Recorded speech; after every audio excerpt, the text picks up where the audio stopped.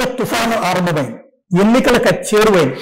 కాకపోతే ప్రస్తుతం రాజకీయ పక్షాలు అటో ఇటో వాళ్ళకి సంబంధించిన గెలుపోటములు తేల్చుకునే ప్రయత్నంలో పత్రికలు ఛానళ్లు కూడా అటో ఇటో తేలిపోయినటువంటి నేపథ్యంలో సీనియర్ జర్నలిస్టులు ఒక్కొక్కళ్ళని ఒకళ్ళుగా కాకుండా అందరూ కూర్చుని ప్రశ్నిస్తే, అది కూడా ప్రముఖమైనటువంటి నాయకుల్ని ప్రశ్నిస్తే వాళ్ళ నుండి ప్రజలు తెలుసుకోవాలనుకుంటున్నటువంటి అంశాలని నేరుగా తెలుసుకునే ప్రయత్నం చేస్తే ఎలా ఉంటుందన్నటువంటి ప్రయత్నమే ఈ ప్రత్యేక కార్యక్రమం. ప్రస్తుతం మనతో పాటు ఉన్నారు రాష్ట్ర ప్రభుత్వ సలహాదారు సజ్జల రామకృష్ణారెడ్డి గారు. నమస్తే. పరిచయమే ఒక్కొక్కరు నాగరాజు గారు, నరసింహారావు గారు, రేవమాలిని గారు, నేను, అలాగే జాఫర్ గారు. ఇవాళ ఆంధ్రప్రదేశ్లో కొత్త రాజకీయం ప్రారంభమైంది. ఇంతవరకు కూడా 151 సీట్లు క్రిందసారి మీకు రావడానికి కారణం ఏంటంటే విడివిడిగా ఎవరికాళ్ళు పోటీ చేశారు కాబట్టి. ఇవాళ రోజున వాళ్ళు కలిశారు. మీ పరిస్థితి మూటాముల్లా సర్దుకుంటున్నారు. 2019 కంటే మెరుగైంది పరిస్థితి. ఎందుకంటే ఆ రోజు జగన్మోహన్ రెడ్డి గారు హోప్ ప్రజలకు, రాష్ట్ర ప్రజలు. ఆ రోజు చంద్రబాబు నాయుడు గారు డిజాస్ట్రస్ ఇది అనేది ఆ రోజు జనం నిర్ణయించుకున్నారు. ఆ హోప్తో, కొత్త ఆకాంక్షలతో జగన్మోహన్ రెడ్డి గారికి తెచ్చి 151 సీట్లతో బ్లెస్ చేసింది స్టేట్. అప్పటి నుంచి ఈ 57 మంత్స్ అంటే ఇంక 2 మంత్స్లో కంప్లీట్ అయిపోయాయి. దీంట్లో ఈ జర్నీ దాదాపు నార్మల్ సంప్రదాయ పద్ధతిలో అయితే ఒక 10-15 ఏళ్ళు టైం పట్టే స్ట్రెచ్ ఇది.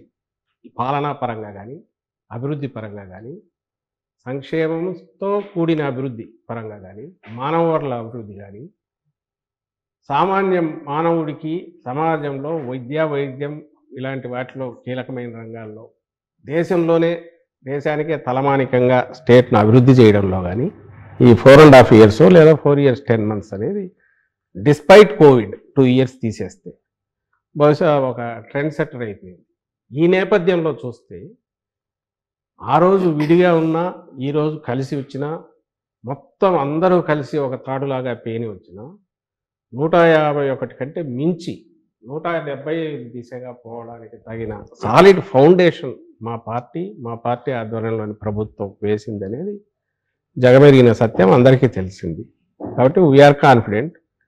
దాని నుంచి వచ్చిందే మా 175 వైనాట్ 175 అనే స్లోగన్ సీఎం గారు ఇచ్చిన, మేము రిపీట్ చేస్తున్నా, దానికి తగినట్టు గ్రౌండ్ వర్క్ చేస్తున్నా, దాన్నే రిఫ్లెక్ట్ చేస్తుంది, ఆ కాన్ఫిడెన్స్ని రిఫ్లెక్ట్ చేస్తుంది. అంటే అంతకుముందు ఉన్నటువంటి మీ ధైర్యం ఏంటంటే మీరు అంతకుముందు అధికారంలోకి ఎప్పుడు రాలేదు, అంతకుముందు ఉన్న ప్రభుత్వం దాని బలము బలహీనత అన్నటువంటి ప్రజలు చూస్తారు కాబట్టి దాన్ని పట్టుకుని మీరు అడ్వాంటేజ్ తీసుకుంటారు.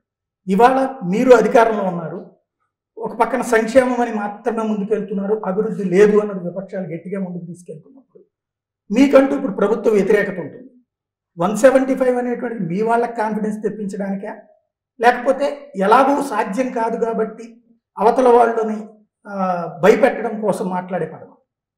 మీరు అనేది వాళ్ళు చేస్తున్నారు, ఏది భయపెట్టే ప్రయత్నం, బోకరింపు ప్రయత్నాలు. మీరు పెట్టిన పేరు కూడా వాళ్ళకి అప్లై అవుతుంది. ఒక పొలిటికల్ స్టామ్ క్రియేట్ చేసిన ఏదో. నిజానికి అలాంటిది ఏమీ లేదు.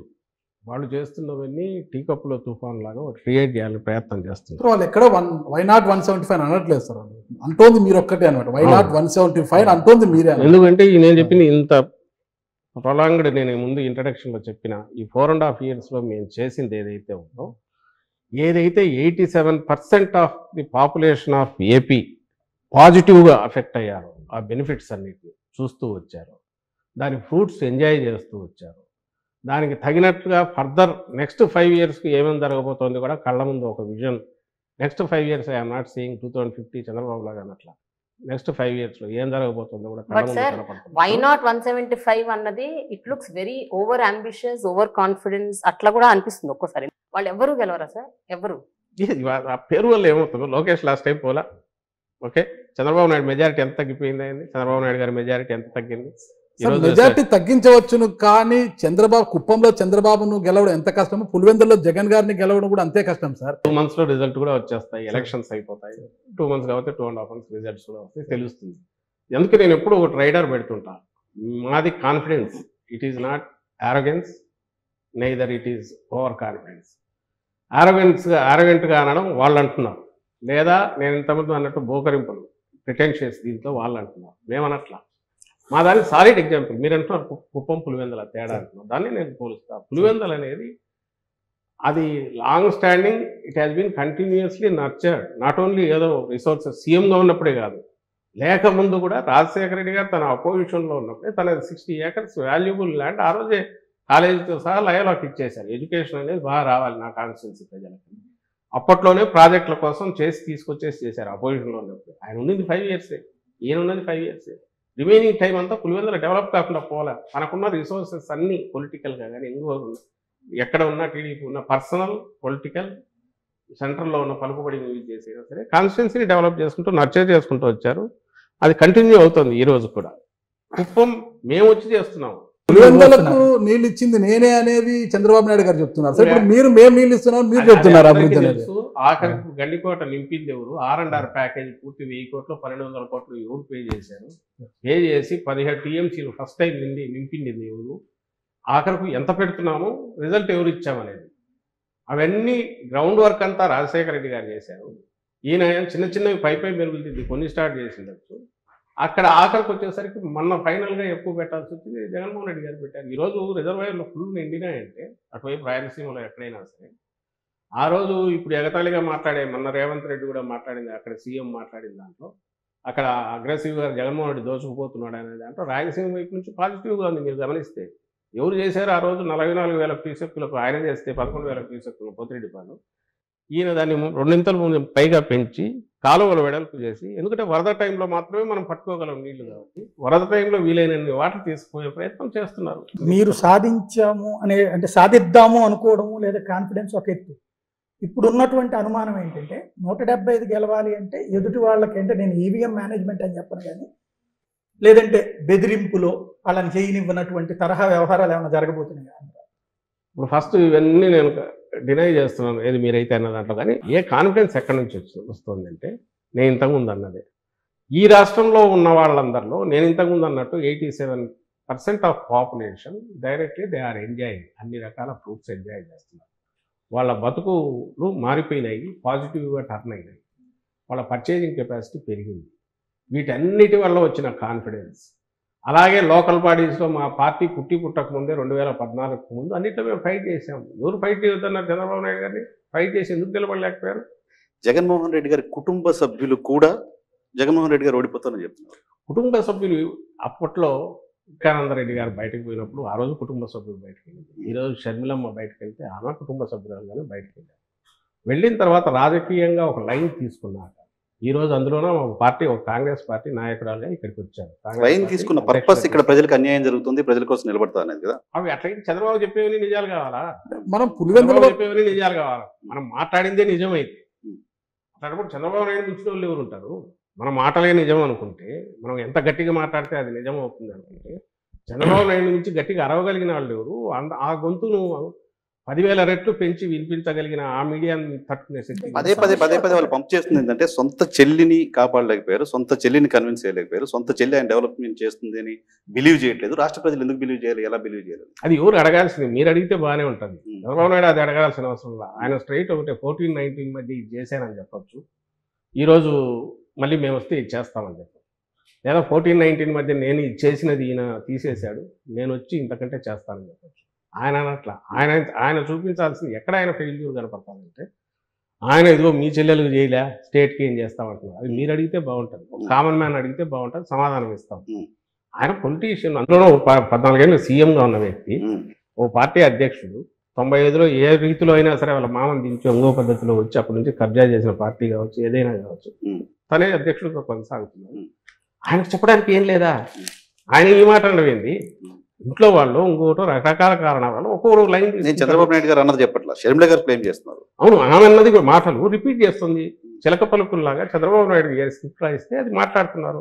కుటుంబ సభ్యుల నుంచే మనకి ఇబ్బందికర పరిస్థితులు తలెత్తుతున్నాయి కదా. ఒక పద్మవ్యూహంలో ఉన్నట్టుంది ఈ రోజు జగన్మోహన్ రెడ్డి. ఇవన్నీ చిన్న దూదిపింజల్లాగా అట్లా క్రియేట్ చేసిన మేఘాలు లాంటివి అవి పక్కకు పాసింగ్ క్లోజ్ వస్తున్నాయి పోతున్నాయి. క్లియర్ చేసిన వాళ్ళు వాళ్ళ దీంట్లోనే మీరు టోన్ చూడండి. ఈరోజు మాట్లాడట్లేదు, ఎప్పుడు ఏది కావాలనో దానికి ఆర్కెస్ట్రాలో తీసినట్టు అది తీస్తున్నారు, దడదడ కొడుతున్నారు. మేము చేసింది చెప్పుకునే పరిస్థితి లేకుండా డిఫెన్స్లో రిప్లై ఇచ్చే పరిస్థితి క్రియేట్ చేయాలని వాళ్ళు చేస్తున్న దాంట్లో మీరు కూడా అవే తీసుకొచ్చేసి మమ్మల్ని అంటే అడుగుతున్నారు. ఇక్కడ సార్ ఒకటి సార్ సాయి గారు సార్ ఇది కాస్త ఓపెన్ గా మాట్లాడుకున్నాం సార్. ఇది రా అన్ఫిల్టర్డ్ దీని పేరు నేను సార్. క్లోజ్ గా సమాధానం ఇస్తున్నాను. అంటే ఏ ప్రశ్న కూడా అడగడానికి ఆ స్వేచ్ఛ మీరు తప్పకుండా. ఇచ్చారు చెప్పారు కాబట్టి కొంచెం ఓపెన్ గా మాట్లాడుకుంటాం సార్. 151 మంది ఎమ్మెల్యేలు గెలిచారు సార్. ఈ 151 మంది ఎమ్మెల్యేలకు అవసరమైనప్పుడల్లా సీఎం అపాయింట్మెంట్ దొరుకుతుందా సార్? కాస్త మనసు మీద చేపెట్టుకుని చెప్పండి సార్ ఆ విషయం. ఎన్నిసార్లు ఈ 5 years లో 151 మందికి కూడా అపాయింట్మెంట్ దొరికింది, ఇన్నిసార్లు దొరికింది అని చెప్పడానికి? ఒక్కొక్కరు 10 సార్లు 15 సార్లు అసెంబ్లీ ఉన్నప్పుడు అయితే రోజంతా కలుస్తూనే ఉంటారు. నేను అడుగుతాను, నేను ఒకటి జాఫర్, నువ్వు ఒకప్పుడు జాఫర్ రిపోర్టర్ గా ఉన్న జాఫర్ కు ఇప్పుడు ఒక దీన్ని నడుపుతున్నావు, ఒక టీం ఉంటుంది, నువ్వు ఎంతమందికి ఎప్పుడు అందుబాటులో ఉంటున్నావు, ఎంతమందికి ఎక్కడ తీస్తున్నావు, నీ దీన్ని బట్టి అవకాశాన్ని బట్టి చేస్తుంటావు. ఒక్కటే దీనికి గీటురాయి పెట్టుకోవాల్సింది, ఆ పార్టీ ఎట్లుంది, ఇంటాక్ట్ గా ఉందా, కంట్రోల్లో నడుస్తుందా, ఆయన వాళ్ళకు అందుబాటులో ఉండడం అనేది ఏ పద్ధతిలో ఉంటాడు అనేది తనకున్న పరిమితులు బట్టి తనకున్న అవకాశాలను బట్టి డిసైడ్ చేసుకోవచ్చు. కానీ ఒకటైతే చెప్పగలను, అటెండెన్స్ రిజిస్టర్ మెయింటైన్ చేయగల కానీ అక్కడ ఉంటాయి సీఎంఓలో. మీకు కావాలంటే నేను ఎప్పుడన్నా చూపిస్తాను. రాజశేఖర రెడ్డి గారి వ్యవహార శైలిని మీరు చూసింటారు, ఒక జర్నలిస్ట్ గా చూసింటారు. ప్రభుత్వంలో ఈరోజు కీలకమైన పదవులు ఉంటూ మీరు ఈరోజు జగన్మోహన్ రెడ్డి గారి దగ్గర తీశారు. ఆ ఇద్దరి గురించి తేడా ఏంటి అంటే ఏం చెప్పగలుగుతారు ఒక్క మాటలో? ఆయన రాజశేఖర రెడ్డి గారు ప్లాన్డ్ దీనికంటే కూడా అప్పటికప్పుడు స్పందించే ప్రతిస్పందన సిచ్యువేషన్ బట్టి చేసుకుంటూ పోయేవాళ్ళం. ఈయనేమో ప్రతిదీ ఈ రోజు ఒక మాట మాట్లాడాలన్నా జగన్మోహన్ రెడ్డి గారు ఆచితూచి మాట్లాడతారు. ఎందుకంటే నెక్స్ట్ 5 years తర్వాత ఎవరన్నా అడిగినా కూడా దానికి నేను సమాధానం ఇవ్వాల్సి ఉంటుంది అనే ఉద్దేశంతో జాగ్రత్తగా మాట్లాడతాను. పబ్లిక్ దీనికి సంబంధించిన వీఆర్ ఆన్సరబుల్ టు 5 crores వీటికి సంబంధించి కాబట్టి ఒక పార్టీ అధినేతగా నేను ఎట్లా మూవ్ కావాలనే దాంట్లో చాలా ఆచితూచి వ్యవహరిస్తారు. మిగిలిన వాటిలో కూడా ఒక కమిట్మెంట్ ఏదైనా ఇస్తే దాన్ని ఇది కాకూడదు, ఆచితూచి మాట్లాడాలనేది ఈయనకుంటుంది. అది వాస్తవం సార్. ఇప్పుడు తీసుకుంటే ఒకే పార్టీలోనే మీరు తీసుకుంటే ఇప్పుడు ఒక నియోజకవర్గంలో కంటిన్యూ కావాలి, ఎందుకంటే మధ్యలో అయితే ఇబ్బంది వస్తుంది, దాని వేరే మీనింగ్ వస్తుంది. ఆ రోజు ఆయన ఉన్న పరిస్థితి తను డిఫరెంట్ ఫేజెస్ దాటుకుంటూ వచ్చినందువల్ల ప్రతిదీ హిస్టరీలో కలిసిపోతే ఫైనల్ వచ్చేసరికి ఒక ఎవాల్వ్డ్ రాజశేఖర రెడ్డి గారు, అందులోనూ ఆయన మాటల్లో చెప్పాలంటే పాదయాత్ర తర్వాత వచ్చిన రాజశేఖర రెడ్డి గారు డిఫరెంట్ రాజశేఖర రెడ్డి గారు వచ్చారు. ఈ బాధ్యత మొత్తం తండ్రి హఠాత్తుగా చనిపోవడంతో జగన్మోహన్ రెడ్డి గారి మీద సడన్ గా పడింది. ఈయన తన తండ్రి డిఫరెంట్ ఫేజెస్ చూశారు. చూసిన తర్వాత ఒక మాటను మళ్ళీ వెనక్కి తీసుకోవడానికి ఎట్లా అవుతుంది, ఒక మాట కమిట్ అయ్యాక వచ్చే తర్వాత వచ్చే ఇబ్బందులు ఇవన్నీ చూశారు. కాబట్టి ప్రతి స్టెప్ దగ్గర ఆ రోజు పార్టీ పెట్టిన రోజు నుంచి ఈ రోజు వరకు కూడా అతి తక్కువ మాత్రమే ఆయన ఎక్స్ప్లెనేషన్ ఇవ్వాల్సిన పరిస్థితులు వచ్చింటాయి, మీకు తెలుస్తుంది. ఇవన్నీ ఈ తక్కువ టైంలో సాధించడానికి కారణం ఈయనకున్న పట్టుదల లేక ఏకాగ్రత కారణం కావచ్చు. దాంతో వచ్చే షూల్డ్నెస్ ఒకటి ఈయనకుంది. అది ఓ లీడర్ కావాల్సింది. ఈ రోజు పార్టీని బతికిస్తుంది, స్టేట్ కూడా హోప్ అయింది దాని నుంచి. 2019 నుంచి ఇప్పుడు పరిస్థితి మెరుగుపడిందని మీరు చెప్పారు సార్. సో మీరు కాన్ఫిడెంట్ గా ఉందో కాదు సార్, ఇక్కడ క్యాడర్ కూడా చాలా కాన్ఫిడెంట్ గా ఉంది. ఇప్పుడు దాకా మీ కోటరీలో ఉన్న వేమిరెడ్డి గారు చాలా క్లోజ్ కోటరీకి ఉన్నారు కదా సార్, ఎందుకు వెళ్ళిపోయారు సార్? మానుకుంటా మాగుంటా ఎందుకు సంతృప్తిలో పడ్డారు? కృష్ణదేవరాయలు ఎందుకు జంప్ అయిపోయారు సార్? ఇక్కడ పాత పార్టీకి సీటు ఉందో లేదో చెప్పకముందు అతను చాలా ఎత్తేసాడు. ఇవన్నీ కాన్ఫిడెన్స్ లేక దగ్గర బాలశౌరి గారు కూడా దూరం అయిపోయారు. బాలశౌరి అంటే క్లోజ్ కోటరీలో ఉన్నవాడు జగన్మోహన్ రెడ్డికి ఆత్మ నేనే అంటే బయటకు చెప్తున్నారు బాలశౌరి. ఎమ్మెల్యేలు వెళ్ళడం పర్లేదు సార్, ఎంపీ అనే ఒక వ్యక్తి సిట్టింగ్ ఎంపీలు వెళ్ళిపోతే అది మొత్తం ఆ కాన్స్టిట్యూన్సీలో ఉన్న 10-12 మిగతా అసెంబ్లీ నియోజకవర్గాల మీద కూడా ఇంపాక్ట్ చూపించే ప్రమాదం ఉంది. ఇలా 4 ఎంపీలు దాదాపు 4 సిట్టింగ్ ఎంపీస్ హ్యావ్ జస్ట్ మీరనేది అంత ఎనీ పొలిటికల్ పార్టీ అది నాది కావచ్చు ఇంకోటి కావచ్చు స్టాటిక్ గా ఉంటుంది అని అనుకుంటే అది ఒక ప్రమేయం అవుతుంది. ఉండాలని కోరుకోవడం కూడా కరెక్ట్ కాదు. ఒకటి ఫస్ట్ పాయింట్. బట్ ఇది పెద్ద జోల్ట్ కాదా సార్? ఏం కాదు, వాళ్ళకి జోల్ట్ అవుతుంది. ఎవరైతే దీన్ని ఇదేయారో జోల్ట్ వాళ్ళకి జోల్ట్ అవుతుంది. పార్టీ అనేది స్థిరంగా ఉంది. పార్టీ ఈ ఓటు ఈ రోజు ఉండే ఇప్పుడున్న పరిస్థితిలో ఈ పార్టీకి చూసేది ప్రతి ఒక్కరు జగన్మోహన్ రెడ్డి గారిని చూస్తున్నారు, ఆయన విధానాలు చూస్తున్నారు. వైఎస్ఆర్సీపీ అంటే నన్నదర్ దాన్ జగన్మోహన్ రెడ్డి గారు చూస్తున్నారు. ఆయన సెలెక్ట్ చేసి ఆయన ఎంపిక చేసే ప్రక్రియలో పూర్తి డెమోక్రటిక్ గా అక్కడ ఏరియా అవసరాలను పొలిటికల్ వీటిని దృష్టిలో పెట్టుకొని చేస్తున్న క్యాండిడేట్స్ ఉన్నారో వాళ్ళు గెలుస్తారు. ఎవరైతే ఈ జర్నీలో కొత్తగా వచ్చేవాళ్ళు కావచ్చు, ఉన్న వాళ్ళను ఎవరైనా మేము మార్చాల్సినప్పుడు వాళ్ళు హర్ట్ అయ్యి కొంత డెసిషన్స్ తీసుకోవచ్చు. అల్టిమేట్ గా ఈ రెండు any political party cannot be A static one. ఉంటే అది స్టాగ్నేట్ అయిపోతుంది. వచ్చేవాళ్ళు వాళ్ళు స్వచ్ఛందంగా వచ్చేవాళ్ళు వాళ్ళు వస్తుంటారు, హర్ట్ అయిన వాళ్ళు ఇంకో ప్రయత్నం చేస్తుంటారు, ఇంకొక లేదా అట్లాగే ఉండి లీడర్ మీద హోప్తో ఉండేవాళ్ళు ఉంటారు. అల్టిమేట్ డిసైడ్ చేయాల్సింది, డెసిషన్ తీసుకునేది, దాని ఫేట్ డిసైడ్ చేసేది కింద పబ్లిక్ ఎవరైతే ఉన్నారో వాళ్ళు మాకు పాజిటివ్గా డిసైడ్ చేస్తున్నారు కాబట్టి మేము ఈ స్థితిలో ఉన్నాము. అలాంటి పరిస్థితి లేదు కాబట్టి ఓ మూక మందలాగా వచ్చి జనసేన వాళ్ళు అట్లా పక్కకి వెళ్ళిపోవడము, లేదా ఓ సత్రంలో 2 రోజులు ఉండిపోయినట్టు షెల్టర్ కోసం ఉండిపోయినట్టు టీడీపీ వాళ్ళు బీజేపీలో ఉండి రేపు మళ్ళీ ఇక్కడికి రావచ్చు, అవి జరుగుతున్నాయి. అలాగే ఇప్పుడు వాళ్ళు టికెట్లు చేస్తున్నప్పుడు అక్కడ కూడా ఇలాంటి జరిగే అవకాశం ఉంటుంది. ఆల్రెడీ మా డోర్ నాక్ చేస్తున్నారు, ఫోన్లు వస్తున్నాయి, మేము వస్తామని. వాళ్ళని అందరినీ ఎక్కడ అకామిడేట్ చేయలేము కాబట్టి మేము కూడా పెద్దంత రిలక్టెంట్గా ఉన్నాం. వీఆర్ మా కాన్ఫిడెన్స్ వచ్చేది వీటన్నిటి నుంచి. వీఆర్ నాట్ నీజర్ రియాక్షన్స్ మా దగ్గర ఉండవు. మీరు ప్రజా అవసరాలు సలహాదారు, ప్రభుత్వానికి ఒక సలహాదారు, ప్రజా అవసరాలు, పార్టీకి అయితే ప్రధాన కార్యదర్శి అనుకుంటారు. ఇప్పుడు ప్రభుత్వం తీసుకునే ప్రతి విధానపరమైన అంశాల్లో కావచ్చు, ప్రభుత్వ అంశాల్లో కావచ్చు, మీరు ఎక్కువ ఫోకస్ అవుతుంటారు, ప్రతిదీ మీరే అడ్రస్ చేస్తుంటారు అనమాట. అంతగా ఇంట్రెస్ట్ ఉంటే ఒక ఎమ్మెల్సీ తీసుకొని మంత్రి పదవి తీసుకొని కూర్చోవచ్చు కదా. అలా కాకుండా సజ్జల సకల అనే ఒక ప్రాస ఎందుకు తీసుకురావాలంటున్నాను సార్? ఈ సకల అనేది వాళ్ళు వేసిన ముద్ర ఫస్ట్. రెండోది నేను చెప్తాను, వైఎస్ఆర్ కాంగ్రెస్ పార్టీ ఇంకో పార్టీ, అది రూలింగ్ లో ఉన్నప్పుడు, ప్రభుత్వంలో అదే ఉన్నప్పుడు ఆ పార్టీ విధానాలే ప్రభుత్వ విధానాలు అవుతాయా, లేక తెలుగుదేశం విధానాలు ప్రభుత్వ విధానాలు అవుతాయా? వైఎస్ఆర్ కాంగ్రెస్ పార్టీ విధానాలే ప్రభుత్వ విధానాలు అవుతాయి, అంతే కదా. ఓ పార్టీ నాయకుడుగా, సీనియర్ నాయకులుగా ఉన్న వాళ్ళము, ఫస్ట్ నుంచి ఉన్న వాళ్ళు, విధానాల గురించి తెలిసిన వాళ్ళు, వాటిని ఎక్స్ప్లెయిన్ చేసినప్పుడు దే ఆర్ అథారిటేటివ్. అది మేము కావచ్చు, ఒకవేళ ఈరోజు బొత్స సత్యనారాయణ గారు మినిస్టర్ కాకపోయినా ఆయన మాట్లాడినా, లేదా ధర్మాన ప్రసాదరావు గారు మినిస్టర్ కాకపోయినా ఆయన మాట్లాడినా, పెద్దిరెడ్డి గారు మినిస్టర్ కాకపోయినా ఆయన మాట్లాడినా, ఎందుకు వస్తుందంటే వాళ్ళ లెవెల్ ఆఫ్ మెచ్యూరిటీ, లేదా పార్టీతో ఉన్న అసోసియేషను, పార్టీ విధానాల పట్ల స్పష్టత, ఎక్స్ప్రెస్ చేయగలిగిన వీటిని బట్టి వస్తే అవి దే గెట్ ఇంపార్టెన్స్. అవి ప్రభుత్వ పాలసీలు మావి కాక వేరే పాలసీలు, టీడీపీ పాలసీలు. ప్రోటోకాల్ ప్రకారం ఐఎమ్ నోబడి. ప్రోటోకాల్ ప్రకారం ఎక్కడన్నా అఫీషియల్ ఫంక్షన్స్లో నేను ఎక్కడ ఉండని, నేను ఉండాలని ప్రయత్నం కూడా చేయను. నేను పార్టీ ప్రోగ్రాంలో ఉంటాను, పార్టీ విధానాలు, ప్రభుత్వ విధానాలు అయిన చోట మాట్లాడతాను. ఫస్ట్ మీరు గమనించాల్సింది ఏంటంటే 10 yearsలో ఒక పార్టీని స్ట్రాంగెస్ట్ పార్టీగా నిలబెట్టి, ప్రభుత్వం సీట్ల పరంగా ప్రజలు ఇచ్చిన బ్లెస్సింగ్ ఏదైతే 151, అది మామూలు బర్డన్, బరువు కాదు. అది పవర్ ఎంతనో బరువు కూడా అంతే. 101 సీట్లు గెలిపించారంటే ఎంటైర్ స్టేట్ అంత హోప్స్ పెట్టుకుందని, వీటిని డెలివర్ చేయడానికి ఆయన రౌండ్ ది క్లాక్ ఫోకస్ పెట్టి పని చేయకుండా అయితే అసాధ్యం. నేను ఇంతకుముందు అన్న స్కీములు కానీ, లేదా ఈ 4 ఏళ్లలో 2 ఏళ్ళు కోవిడ్ తీసేస్తే మిగిలిన తక్కువ టైంలో ఇంత ఫినామినల్ రిఫార్మ్స్ కానీ, చేంజెస్ కానీ, సిస్టమ్స్లో చేంజెస్ కానీ, కొత్త సిస్టమ్స్ ఇంట్రడక్షన్ కానీ చేయగలగడం అనేది, మీరు దాంతో పోల్చినప్పుడు దానికి ఆయన సఫర్ అవుతున్నది, ఎంత టైం లూజ్ అవుతున్నాడు. మామూలు దీంట్లో పార్టీని ఒక పక్క నడుపుకుంటూ ఇది ఎట్లా చేయగలుగుతున్నా ఆలోచిస్తే అసలు ఇది ఎట్లా చేసాడని మీకు ఆశ్రమిస్తే ఇది అసలు ఇష్యూ అనిపించదు. సార్ ఒక జర్నలిస్ట్ గా ఒక్క విషయంలో ఐ అడ్మిట్ సార్, అంటే I have seen what is happening in Andhra Pradesh, especially education లో, గవర్నమెంట్ స్కూల్స్ లో జరుగుతున్న ఒక మార్పు, రిఫర్మేషన్, ట్రాన్స్ఫర్మేషన్. రెండోది హెల్త్ డిపార్ట్మెంట్ లో ఉన్న ఫ్యామిలీ డాక్టర్ కల్చర్. మూడోది రైతుల కోసం రైతు భరోసా, వీటి వరకు, and also village volunteer system. I really appreciate the government, but at the same time ఇందాక మనం మాట్లాడుకున్నట్టు డెవలప్మెంట్ అన్న విషయానికి వస్తే మాత్రము, సో దీని గురించి మీరు ఏమంటారు సార్? అంటే చేసిన వాటి గురించి చెప్పుకుంటున్నారు, ఓకే, చేసినవి ఎన్నో వాటి గురించి చెప్పుకోవట్లేదా, లేకపోతే అసలు చెయ్యట్లేదా? What happen to development? ఇప్పుడు అందుకే నేనంటున్నది, మీరు జగన్మోహన్ రెడ్డి గారి పాలన వైపు చూడాలంటే ఒక ఫస్ట్ థింగ్, అక్కడ ఏం చేశారు, ఇక్కడ అలాంటి బిల్డింగ్ వచ్చిందా, అక్కడ అయిందా, ఇక్కడ ఇది వచ్చిందా అనేది చూడడం కాకుండా హోలిస్టిక్గా మొత్తంగా చూస్తే డెవలప్మెంట్ అనేది మనకు కనపడుతుంది. ఫస్ట్ నేను ఇంతకుముందు ఇంత ప్రొలాంగ్ మళ్ళీ చెప్తూ వస్తున్నాను, దాంట్లో పార్ట్గానే మళ్ళీ ఇప్పుడు ఎక్స్టెండ్ చేస్తున్నాను. ఇండస్ట్రీస్ వస్తున్నాయి కంటిన్యూస్, ఎంఎస్ఎంఈలు విపరీతంగా గతంతో పోలిస్తే పెరిగాయి. వీటన్నిటి ఇండికేటర్ ఎక్కడ ఉంటుంది? 1000 కోట్లదో, 2000 కోట్లదో, 1200 కోట్లవి, అలాంటివి 10, 15, 20 దాకా వచ్చాయి. నాకు మన పోతుంటే మా బద్వేల దగ్గర 1200 కోట్లది షీట్స్కి సంబంధించి వచ్చింది. 1200 మందికి వర్క్ కల్పిస్తుంది. కడప నుంచి పులివెందుల పోతుంటే కొప్పర్తి కొత్త ఎలక్ట్రానిక్ జోన్ మొదలైంది. ఆల్రెడీ ఇండస్ట్రీస్, డిక్సన్ అని ఏవో వచ్చాయి.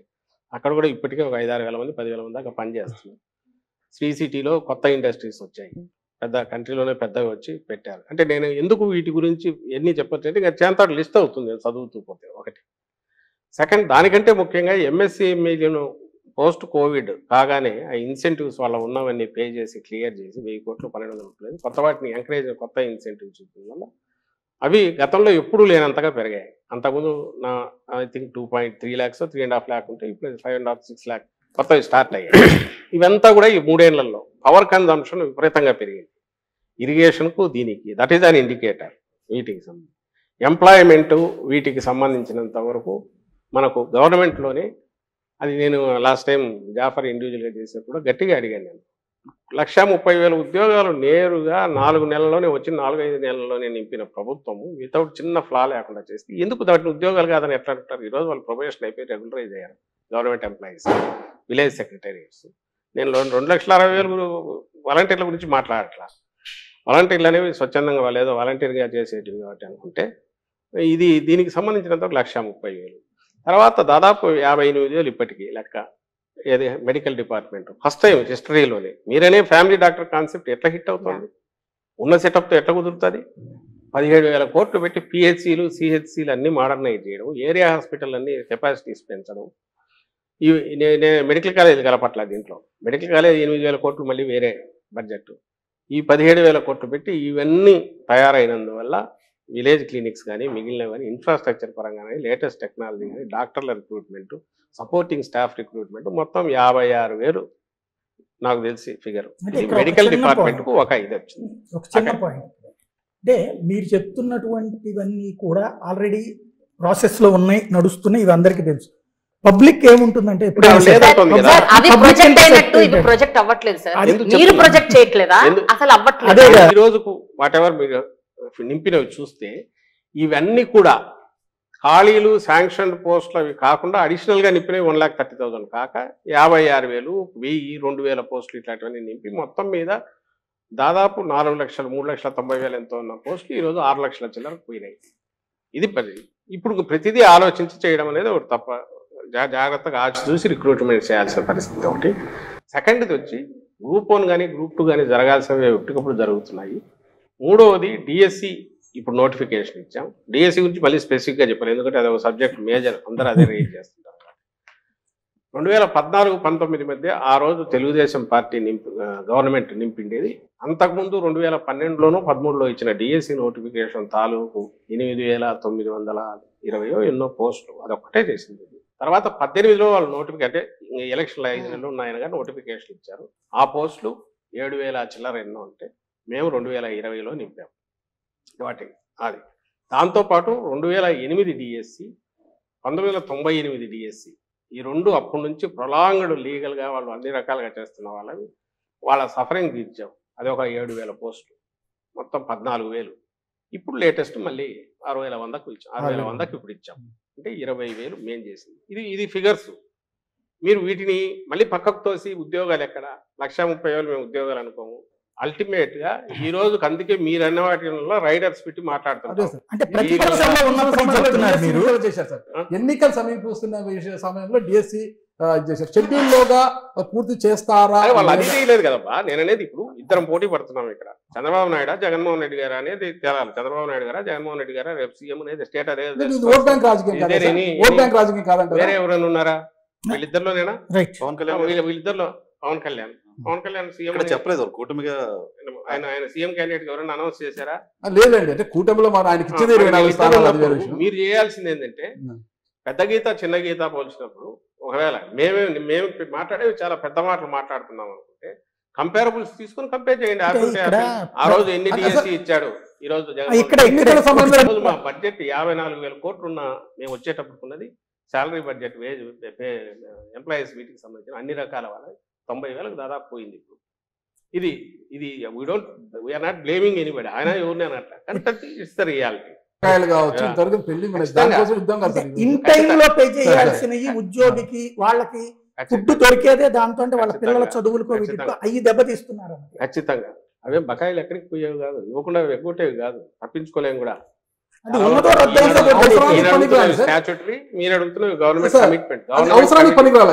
ప్రతి ఒక్క ఉద్యోగికి జనవరిలో జూలైలో ఫైనాన్షియల్ గా ఉన్న పరిస్థితి కోవిడ్ వల్ల వచ్చిన దీని వల్ల మధ్యలో 2 years ఎప్పుడైతే లూజ్ అయ్యామో దీనివల్ల చాలా వరకు తలకిందులైనాయి. డిస్పైట్ ఆల్ దట్ చాలా జాగ్రత్తగా చేసుకుంటూ వచ్చిన నేను ఇంతకుముందు మాట్లాడినవన్నీ చేయగలుగుతున్నాము. వీళ్ళకి ఒకటి తీర్చుకుంటూ వస్తున్నాం. ఇప్పుడు డిఏ బకాయిలు ఉన్నాయి, పిఆర్సీ బకాయిలు ఉన్నాయి సార్. ఇప్పుడు డిఏ బకాయిలు కావచ్చు, పిఆర్సీ బకాయిలు కావచ్చు, ఆ ఉద్యోగ ప్రావిడెంట్ ఫండ్ లో జమ చంద్రబాబు దగ్గర అప్పుడు ఎన్ని బకాయిలు ఉన్నాయి? ఆ రోజు ఏమి కోవిడ్ లేదు సార్. చంద్రబాబు నాయుడు మీరు పోల్చేద్దండి. లెగసీ తీసుకొని వస్తున్నప్పుడు సార్ నీవు నేర్పిన విద్య నీరు ద్రాక్ష అనేది ఇక్కడ వర్తించేస్తారు మనకు. 94,000 కోట్లు ఉన్న డెట్ ఆయన 2,60,000 కోట్లు చేశాడు. ఏమో ఎందుకు తెచ్చి మా మీద పడేసి పెండింగ్ ఆల్మోస్ట్ 60,000-70,000 కోట్లు పెండింగ్ బిల్లులు ఆయన మీద నమ్మకం లేదనే కదా సార్ ప్రజలు మీకు పట్టం కొట్టి 150 స్థానాలు మీకు ఇచ్చారు. రూపాయి నా చేతిలో ఉన్న రూపాయే కదా, రూపాయి 100 రూపాయలు నా చేతికి వస్తే ఆ రూపాయిని ఎట్లా పెడుతున్నాము, పిల్ఫరేజ్ లేకుండా రూపాయిని మొత్తంగా కరెక్ట్ గా స్పెండ్ చేయాల్సిన చోట చేస్తున్నామా లేదా, జాగ్రత్తగా చేస్తున్నామా లేదా. ఒక ఫ్యామిలీ హెడ్ ఎట్లయితే బడ్జెట్ ను జాగ్రత్తగా ప్లాన్ చేసుకొని చేస్తాడు, స్టేట్ బడ్జెట్ జగన్మోహన్ రెడ్డి గారు అంత ప్లాన్డ్ గా నీట్ గా చేస్తున్నారు. కాబట్టి ఎవరు భయాందోళన చెందట్లే. టీడీపీ వాళ్ళకి తీసుకొచ్చి నీ నోట్లో పెట్టుకుని నన్ను అడుగుతున్నట్టున్నావు. ఎవరు they are happy, they have ఉన్న వాళ్ళకి రావాల్సిన వాటి గురించి అడుగుతున్నారు. మొన్న కూడా కూర్చున్నాము, చెప్పింది అర్థం చేసుకుంటున్నారు. కొత్త ఉద్యోగాలకు సంబంధించి వీటికి సంబంధించి కూడా వాళ్ళు వచ్చి అడిగినప్పుడు చెప్తున్నాం, మీ సమస్యలు చూడండి, కొత్త ఉద్యోగాల గురించి మేము చూస్తున్నామన్నా వాటి గురించి కూడా ఎక్స్ప్లెయిన్ చేస్తున్నాం. ప్రాబ్లం ఎక్కడొస్తుంది అంటే మీరు అవునన్నా కాదన్నా అపోజిషన్ ఏది చెప్తున్నారో అదే అడుగుతున్నారు. నేను ఇంతకుముందు అన్న మెడికల్ స్ట్రక్చర్ 17,000 కోట్లు స్కూళ్ళది నేను చెప్పలే, అది 16,000 కోట్లు ఎంతో దాని మీద పెట్టి స్కూల్స్ అన్ని రీవ్యాంప్ చేసి అందులో ఇదేం మేము ప్రామిస్ చేసింది కాదు. సారు ఆయన సీఎం గారు ఆ రోజు మా గౌరవ ముఖ్యమంత్రి గారు ప్రతిపక్ష నాయకుడు గాను వైఎస్ఆర్సీపీ అధ్యక్షుడు గాను మేనిఫెస్టో రిలీజ్ చేసినప్పుడు చెప్తే అమ్మఒడి మాత్రమే అది ఇచ్చి మేము కామ్గా ఉంటే ఇవన్నీ ఏం వచ్చేవి కాదు. డిస్పైట్ కోవిడ్ ఈ 17,000 కోట్లు ఒకటి చాలు మొత్తం తీర్చేయడానికి, అన్ని తీర్చేసి హ్యాపీగా ఉంచవచ్చు. మా ప్రియారిటీస్లో జగన్మోహన్ రెడ్డి గారి ప్రియారిటీస్ వచ్చిన అవకాశం 5 ఏళ్ళు ఇచ్చిన అవకాశంలో మ్యాక్సిమం ఒక డ్రైవర్ అంటే పుష్ను ఇవ్వాలి, బేస్ వేయాలనుకున్నారు, అది వేశారు. దాన్ని మీరు అంటున్న ఉద్యోగులు కూడా అప్రిషియేట్ చేస్తున్నారు. అందుకే వాళ్ళు ఏమంటారు, సార్ అది బ్రహ్మాండంగా చేస్తున్నారు, దాంతోపాటు ఇది కూడా ఇస్తే బాగుండేది అంటున్నారు తప్ప మీరంతా బాగా జలసాగా ఉన్నారు సార్, పవర్ ఎంజాయ్ చేస్తున్నారు, మమ్మల్ని ఎందుకు పట్టించుకోవట్లని ఎవరన్నా అట్లా వాళ్ళకు బాధ ఉంది, వాళ్ళ వేదన చెప్తున్నారు. కోపం ఎందుకు లేదు అంటే జగన్మోహన్ రెడ్డి గారు ఆయన ఖాళీగా కూర్చోలే, మీరు అన్నట్టు అందరినీ వదిలేసి విలాసాలకు ఎక్కడో తిరగట్లా, ఏదో ప్రైవేట్ లైఫ్లో ఎక్కడా లేరు. ఆయన పూర్తి పబ్లిక్ మీద ఫోకస్ పెట్టారు. అండ్ పూరెస్ట్ అమాంగ్ పూర్ను ఎట్లా వాళ్ళని పైకి తీసుకురావాలని ట్రై చేస్తున్నారు. వాళ్ళు పైకి వస్తున్నారు, కళ్ళ ముందు కనపడుతుంది. పర్చేజింగ్ కెపాసిటీ పెరిగి ఈరోజు ఎకానమీకి ఏ డ్రైవర్ పనిచేస్తుంది మనది అగ్రెసివ్ దీంట్లోకి 6% అనేది 11%కి ఈరోజు పోయిందంటే గ్రోత్ రేటు ఎక్కడి నుంచి వచ్చింది ఇదంతా? ఎక్కడి నుంచి వచ్చిందంటే నేను మొన్న అంతా చెప్తూ వచ్చాను, మీకు చెప్తాను. Each ward secretary, village secretary, ఒక సెక్రటేరియట్ అంటే 2,000 మంది పాపులేషన్, 2,000-2,500 చోట మినిమం అంటే 22 నుంచి 27 కోట్లు గత 4 ఏళ్లలో అక్కడికి వెళ్ళింది. ఏదో రకరకాల డీబీటీ కావచ్చు, లేదా అక్కడ వర్క్స్ జరిగిండొచ్చు. అంటే అంత లిమిటెడ్ దాంట్లో 30 కోట్లు అక్కడికి వెళ్ళే, ఆ 30 కోట్లు మళ్ళీ అక్కడే జనరేట్ అయ్యి ఖర్చు పెడుతుంటే దాంట్లోనే ఎకానమీ గ్రోత్ కూడా స్కోప్ ఇచ్చింది. ఇది అర్థం చేసుకోకపోతే మీరు వీటన్నిటికి నేను చెప్పలేము. ఐఏఎస్ల డబ్బులు కూడా కాజేసింది ఈ ప్రభుత్వం అనేది ఒక ప్రధానమైన వార్త సార్. నిజంగా ఆరోపణ. రామోజీరావు పక్కన కూడా ఇంకోటి ఏదో పెద్దది రాశాడు, రాక్షసుల మాదిరి జగన్మోహన్ అదే సార్ మద్యంతో కార్యాలయాలు పాడవుతాయి. ఆయన సితార హోటల్ అది నాన్ డిబేటబుల్ సార్, ఎందుకంటే మద్యం బాటల మీద ఉంటుంది, ఎంత ఖరీదైన బాటలు. ఈ చోజ్ లైన్ తెలుగుదేశం పార్టీ కరపత్రం లాగా తయారైన రామోజీరావు రాసే వాటన్నిటికి సంబంధించి ఈ రోజు కూడా ఫ్యాక్ట్ చెక్ అని మా వాళ్ళు ఇస్తున్నారు. ఇది ఒకటి పెట్టుకోవాల్సి వచ్చింది, రోజు ఫ్యాక్ట్ చెక్ అని ఇస్తున్నారు గవర్నమెంట్. ఇక్కడ ప్రశ్న చాలా గొప్పగా పాలిస్తున్నాము గవర్నమెంట్ అంటున్నారు, కానీ ఎలా కమ్యూనికేట్ అయింది నాకు తెలియదు. ఎందుకంటే వెరీ ఫ్యూ మెంబర్స్ మాట్లాడుతున్నారు sir on behalf of government. మీరు మాట్లాడుతున్న 5గురు కూడా వాళ్ళు పొలిటికల్ గా ఒక విమర్శకు ఇంకో ఆరోపణకు ప్రత్యారోపణలా మాట్లాడుతున్నారు. కానీ ఇంత గొప్పగా మనం స్ట్రగుల్ పెడుతున్నాము, దాని స్ట్రగుల్ చేస్తున్నాము, ఇంత గొప్పగా పాలిస్తున్నాము అన్న సంగతి, ఆ స్ట్రగుల్ అనేది ఇంకా జనాలు తెలియలేదు సార్. ఇది ఫస్ట్ టైం చాలా మంచి అప్రిషియేట్ చేయాల్సింది ఏంటంటే ఇలా ఓపెన్ గా ఏమైనా అడగొచ్చు అని చెప్పి ఈ ప్రయత్నం ఒక 1 year బ్యాక్ వచ్చి ఉంటే ఇంకా బాగుంటుంది యాక్చువల్గా. ఎందుకంటే ప్రభుత్వం ఇంత స్ట్రగుల్ పడుతుంది. ఇందాక మీరు ఒక మాట అన్నారు సార్, ఏంటంటే మనకు ఉండే లిమిటెడ్ సోర్స్ లో కానీ నీడీ పీపుల్స్ కి మనం ఖర్చు పెట్టుకుంటూ పోతున్నాం మనం అంతా, ఇంకా మిగతా చోట సెకండ్ ఫేజ్ లో వాళ్ళు ఖర్చు పెడతాం అని చెప్పారు. చాలా గొప్ప మాట యాక్చువల్గా. కానీ అది మీరు చెప్పకపోవడం వల్ల ఇప్పటి వరకు ఏమనుకుందంటే ఇది కేవలము బటన్ నొక్కడానికి పరిమితం చేస్తాం, వచ్చిన బడ్జెట్ అంతా ఇది సర్ప్లస్ బడ్జెట్ ఉంది ఇక్కడ అని కూడా ఒక రకంగా అంటుంది. ప్లీజ్, ఇది చాలా ఇంపార్టెంట్ ప్రశ్న. ఇది ఫస్ట్ వచ్చి మిగిలిన నాయకుల గురించి కూడా వాళ్ళు ఎందుకు ఇది చెప్పలేదన్నారు, అది తప్పు. ఎందుకు చేయట్లేదు నేను ఇంతకుముందు అన్న ఆన్సర్ అది బ్రీఫ్గా చెప్తాను. చంద్రబాబు నాయుడు గారు ఆయన స్ట్రాటజిక్ కానీ మేము చేస్తున్న డెవలప్మెంట్ మీద మేము చెప్పాలనుకున్న విషయాలు చెప్పకుండా ఒక డస్ట్ దుమ్మెత్తిపోసి వాటికి మేము ఆన్సర్ ఇచ్చుకోవాల్సిన పరిస్థితి క్రియేట్ చేస్తున్నారు. మీ క్వశ్చన్లో కూడా ఆ క్వశ్చన్లే ఆయన రైజ్ చేసే ఆరోపణలే ఎక్కువ వస్తుంటాయి. ఎందుకు వస్తాయంటే వాళ్ళ శక్తి ఆ మీడియా పుష్ కానివ్వండి, వాళ్ళు ప్రచారం చేయగలిగిన లక్షణం వాళ్ళకు ఉన్నది. ఇటువైపు ఏం లేదు కదా ప్రొజెక్షన్ మనం ఆల్రెడీ ఇప్పుడు ఎడ్యుకేషన్ లో ఏం జరిగింది, హెల్త్ లో ఏం జరిగింది అది కూడా మేము అడిగాం కదా sir. Projection what is projected? ఇంట్లో బలవంతంగా మధ్యలో ఎక్కడో నేను చెప్పాల్సి వస్తుంది, ఇంత టైం ఇచ్చారు కాబట్టి. ఇదే 5 minutes లో అయితే ఏం కుదరదు, దానికే సరిపోతుంది, నేను చెప్పడానికే సరిపోతుంది. సో అదొక కారణం. సెకండ్ వచ్చి పోలవరం. పోలవరం ఎప్పటికప్పుడు చెప్తున్నారు, మినిస్టర్ గారు చెప్తున్నారు, అంతకుముందు అనిల్ ఉన్నప్పుడు, ఇప్పుడు రాంబాబు ఉన్నప్పుడు ఎక్స్ప్లెయిన్ చేస్తున్నారు, అఫీషియల్స్ చెప్తున్నారు. కానీ మీకు తెలుసు చంద్రబాబు నాయుడు గారు 14లో వస్తే దాదాపు 17 వరకు ఆ ప్యాకేజీ కింద పోలవరం మీరు చేసుకోవచ్చు అన్నంత వరకు ఆయన దాన్ని మొట్ల. ఒకటి అప్పటి వరకు జరుగుతున్న వాటన్నిటిలోనూ అంతకుముందు కానీ ట్రాన్స్ఫర్ అయిన కంపెనీ ఈ మధ్య వాళ్లే చెప్పారు ఎట్లా అడ్డంగా దాన్ని అడ్డం పెట్టుకుని మింగేశాడు ఆయన అనేది. వీటన్నిటిలో ఫండ్స్ అన్ని డైవర్ట్ చేసుకుని ఎట్లా తీసుకుపోయాడు అనేది వాళ్లే చెప్పారు, మేము ముందు నుంచి చెప్తున్నాం, అది పక్కకు వెళ్దాం. ఆయన చేసిన అమిత్ షా అన్నారు ఏటీఎం లాగా వాడుకున్నారు పోలవరం అని చెప్పి బీజేపీ వాళ్ళు అన్నారు అన్నమాట. టీడీపీ మీద 151 స్థానాలు ఇచ్చారు, చాలా బాధ్యత పెరిగింది మాకు అనేసి ఇప్పటివరకు అంటున్నారు సార్. అంటే అప్పుడు 150 స్థానాలు ఇవ్వడానికి కారణము చంద్రబాబు నాయుడు గారిని 5 ఏళ్ళు చూశారు కాబట్టి ఆయన మీద ఒక అసంపూర్తి కావచ్చు, వ్యతిరేకత పూర్తి స్థాయిలో వచ్చింది. అప్పటి వరకు జగన్మోహన్ రెడ్డి గారు ప్రజల మధ్యలో ఉన్నారు. అంతకుముందు ఓదార్పు యాత్రతో, తర్వాత పాదయాత్రతో ప్రజల మనసులు దోచుకొని ప్రజల మధ్యలోనే ఉన్నారు కాబట్టి ఆ ప్రేమతో 151 స్థానాలు ఇచ్చారు ప్రజలు మీకు. ఆ 151 స్థానాలు ఇప్పుడు నిలబెట్టుకోవడానికి 170 పక్కన పెడదాం, ఉన్న 151 స్థానాలు నిలబెట్టుకోవడానికి ప్రధానంగా మీకు అనుకూలించే అంశాలు అన్ని రంగాల నుంచి ఏమున్నాయంటారు సార్? ఆ రోజు ప్రజల మధ్య ఉన్నారు, ఇప్పుడు ప్రజల హృదయాల్లో ఉన్నారు నేరుగా. ఎలా ఉన్నారు మొత్తంగా మీరనే వాటి వల్లే మొత్తం హోలిస్టిక్ అప్రోచ్ వల్ల ప్రతి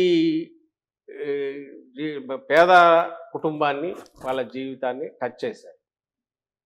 దేని రకంగా అంటే మౌలికంగా వాళ్ళకు కావాల్సిన అవసరాలన్నీ కూడా ఏదైతే అత్యంత కాస్ట్లీనో విద్య, వైద్యం, తర్వాత మనకు అగ్రికల్చర్ అనేది కోర్ 60-70% దాకా దాని మీద చెప్పింది.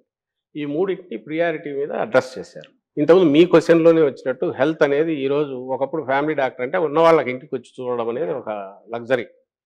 డిస్పైట్ దట్ మళ్ళీ కావాలంటే నేను అపోలోకు అక్కడికి వెళ్ళాలి.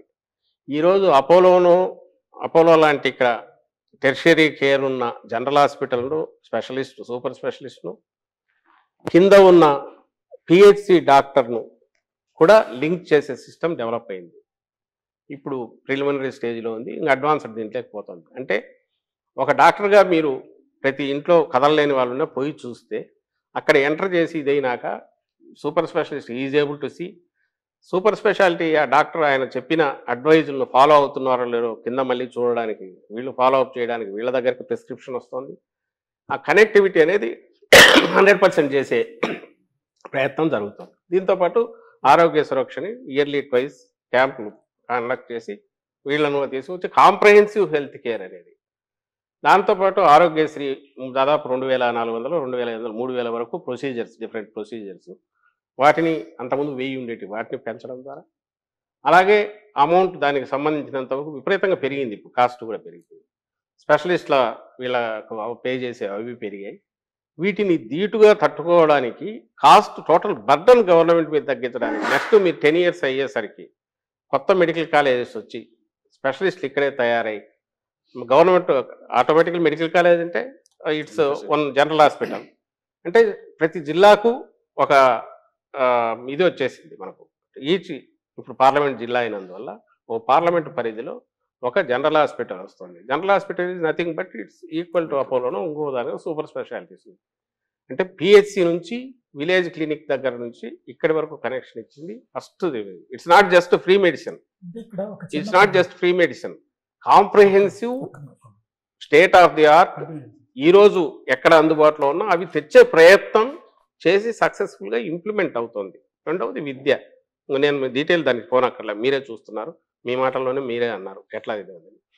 దీంతోపాటు ఇది చదివిన తర్వాత పైకి వెళ్ళాలంటే ఎట్లా, బయట స్టేట్కి వెళ్ళాలంటే ఎట్లా, దానికి అవసరమైన దానికోసం సిబిఎస్ఈని ఈరోజు ఐబీతో ఒప్పందం అని, ఇవన్నీ ఏవి చేయాల్సిన అవసరం లేదు. జగన్మోహన్ రెడ్డి గారు can get more free time, more he can concentrate, పబ్లిక్లో తిరుగుతూ ఉండొచ్చు, ఇంకోటి చేయొచ్చు. బట్ ఎండ్ వచ్చి ఇది చేసిన తర్వాత ఓ 10 ఏళ్ల తర్వాత ఈ పిల్లాడు చదువుకొని గ్రాడ్యుయేట్ అయిన తర్వాత ఎక్కడికి పోగలడు, ఏం చేయగలడు, మనమే ఫేస్ చేస్తున్నాం. ఈరోజు నేషనల్ దీనికి పోతే మనం కంప్లీట్ చేయాలంటే మదర్ టంగ్ దీనిలో మనం తెలుగులోనే మాట్లాడాలి, ఇబ్బంది పడుతున్నాం.